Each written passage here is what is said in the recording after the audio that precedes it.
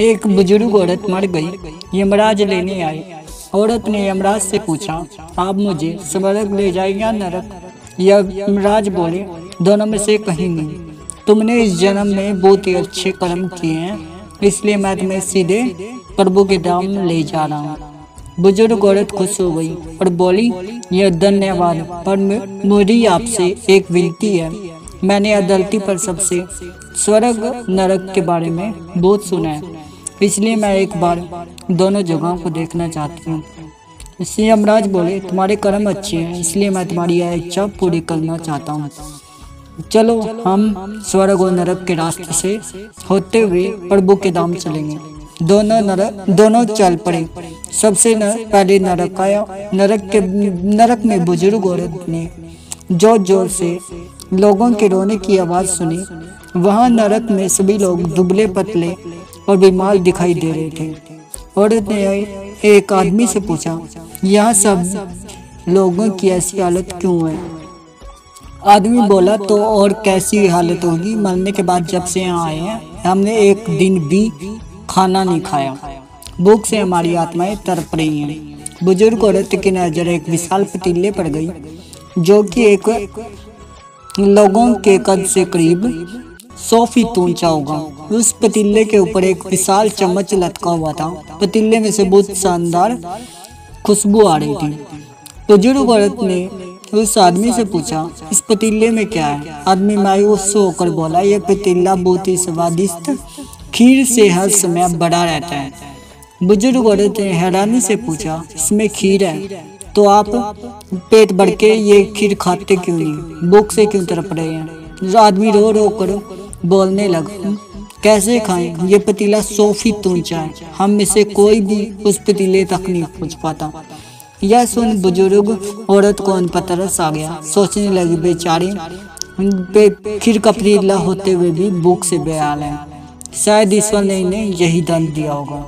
अब यमराज और बुजुर्ग औरत से बोले, चलो हमें देर हो रही है। दोनों चल पड़े।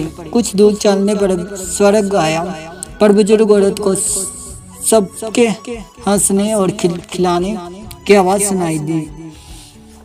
सब लोग बहुत खुश दिखाई दे रहे थे। उनको खुश देखकर बुजुर्ग औरत भी खुश हो गई।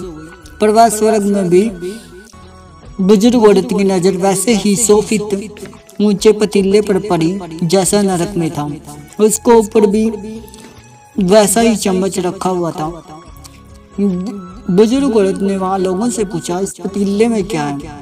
स्वर्ग के लोग बोले, इसमें बहुत ही स्वादिष्ट खीर है।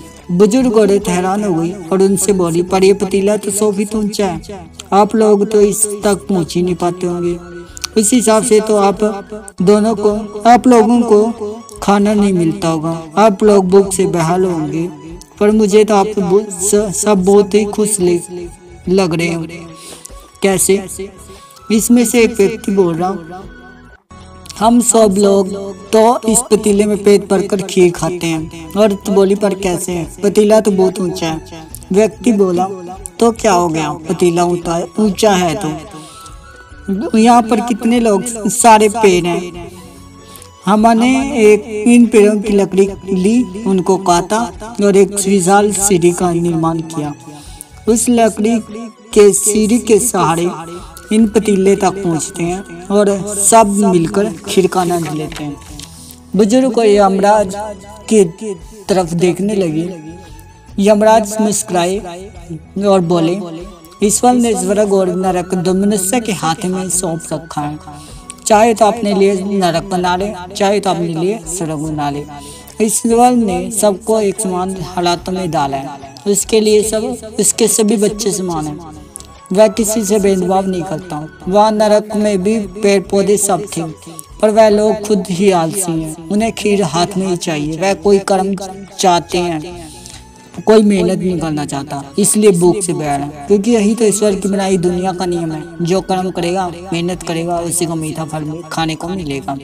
स्वर्ग के सपने छोड़ दो, नरक का भय छोड़ दो, बस आपकी वजह से किसी का दिल ना दुखे, इतना सोचो और बाकी सब कुदरत पे छोड़ दो।